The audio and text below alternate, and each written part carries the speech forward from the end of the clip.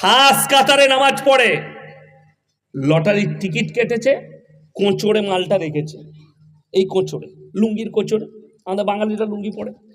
এরপর নামাজে দাঁড়িয়েছে, এরপর সিজদা রুকুতে কোন রকম টানাটানি করতে গিয়ে মালটা পড়ে গেছে। আর তার পেছনে যে দাঁড়িয়েছিল নামাজ পড়ছিল সে মালু লটারিওয়ালা, সে সিজদায় গিয়ে দেখছে আল্লাহ বরকত ধরেছে আর ধরে নিয়েছে। কি বুঝলে?